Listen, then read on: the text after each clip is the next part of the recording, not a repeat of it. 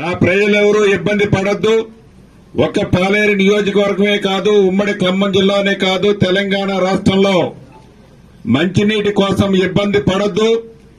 ఎన్ని కోట్లైనా ప్రభుత్వం ఖర్చు పెట్టడానికి సిద్దంగా ఉందని రేవంత్ రెడ్డి గారి ముఖ్యమంత్రి నాయకత్వంలో నిధులు పుష్కలంగా ఇచ్చాం. ఇంకా కొన్ని గ్రామాల్లో మంచినీళ్ల పైప్ లైన్లు బోర్లేస్తే సక్సెస్ కాలేదని చెప్పారు. ఈ సీజన్ అయిపోయిన తర్వాత వాటిని పర్మనెంట్ గా ఆ మంచినీటి సమస్యను కూడా పరిష్కరిస్తాం. రాబోయే మొదటి సంవత్సరం అంటే ఈ సంవత్సరం లోపులోనే మీ ఇళ్ల ముందు ఒక్క కుక్కలేని గ్రామంలోనే కాదు, ఏ ఊళ్ళో కూడా రోడ్డు సిమెంట్ రోడ్డు లేదన్నా నా ఇంటి ముందు అన్నయ్య విధంగా సిమెంట్ రోడ్డు పూర్తి చేపిస్తాను. ఇళ్లకు మంత్రిని, ఇళ్ల స్థలం ఇచ్చే మంత్రిని నేనే కాబట్టి పాలేరు నియోజకవర్గం అంటే నా సొంత ఇల్లు కాబట్టి ముందు నా ఇల్లు నేను చక్కదిద్దుకోవాలి. కాబట్టి నా పాలేరు నియోజకవర్గ ప్రజలకి,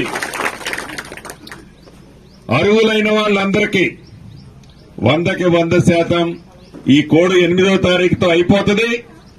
ఈ 15వ తారీఖు మంచి రోజులు ఎప్పుడు మొదలైతాయో నేనే వీలైనన్ని ఎక్కువ గ్రామాలు మళ్లీ వస్తా, మొదటి విడత కొన్నిస్తా.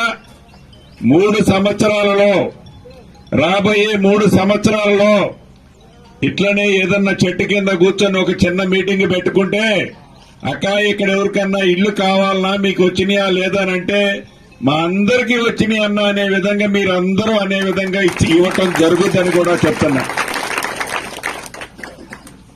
సిమెంట్ రోడ్లు, రేషన్ కార్డులు, పెన్షన్లు, ఇళ్ల స్థలం లేని వాళ్లకు ఇళ్ల స్థలంతో పాటుగా ఇల్లు, మంచినీళ్లు, దీంతో పాటుగా వ్యవసాయానికి కూడా ఒక ప్రణాళిక వేస్తున్నా.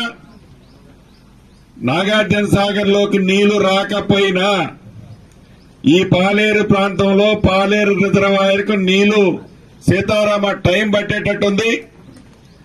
ఇంకా ఆ టర్నల్ పూర్తవలేదు. ఆ పని చేస్తూనే వీలైనంత తొందరగా వేరే మార్గం ద్వారా నీళ్లు ఎలా ఇవ్వగలుగుతామో వాటిని కూడా అధికారుల్ని పర్యవేక్షించమన్నా వీలైనంత తొందరలో సాగునీరు సమస్యను కూడా శాశ్వతంగా పరిష్కరిస్తాం. ఇక వ్యక్తిగతంగా ఇందాక అక్క అడిగారు, వ్యక్తిగతమైన సమస్యలున్నాయి. అది ఆరోగ్య రీత్యా గాని, చదువు పిల్లలకు చదువు రీత్యా గాని, భూముల వ్యవహారంలో కానీ వ్యక్తిగత సమస్యలున్నమాట వాస్తవం. పంచాయతీలు వీలైనంత వరకు పరిష్కరించడం కూడా జరుగుద్ది. పేదవాడికి ఎవరైనా పిల్లలు చదువుకునే ఇబ్బంది కలిగే పిల్లలకి ప్రభుత్వ పక్షాన సాయం చేయగలిగేది చేపిస్తా.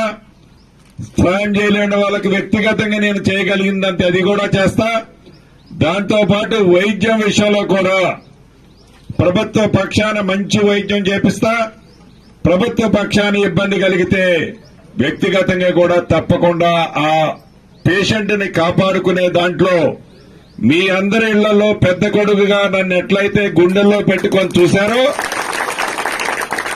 మీరు నన్ను ఎట్లయితే గౌరవించుకున్నారో అదే పద్ధతిలో ఇటు పక్క నుంచి నీ పెద్ద కొడుకు కూడా మీ కష్టాలు కన్నీరు తుడుస్తాడని కూడా మనస్ఫూర్తిగా చెప్పిపోవటానికి వచ్చా.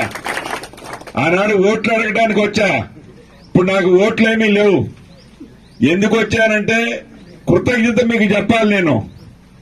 నేను పని చేయగలిగే స్థాయిలో మీరు నన్ను నిలబెట్టారు, గెలిపించుకున్నారు. చేయగలిగే స్థాయిలో నేనున్నా, మీకు చేసిపోతాను, చేసి పెడతానని చెప్పడానికి వచ్చా. కాబట్టి నా కుటుంబ సభ్యులందరికీ ఒకటే ధైర్యం చెప్తున్నా, ఏ ఇబ్బంది వచ్చినా, ఏ కష్టం వచ్చినా ఎవరు అధైర్యపడాల్సిన పని లేదు.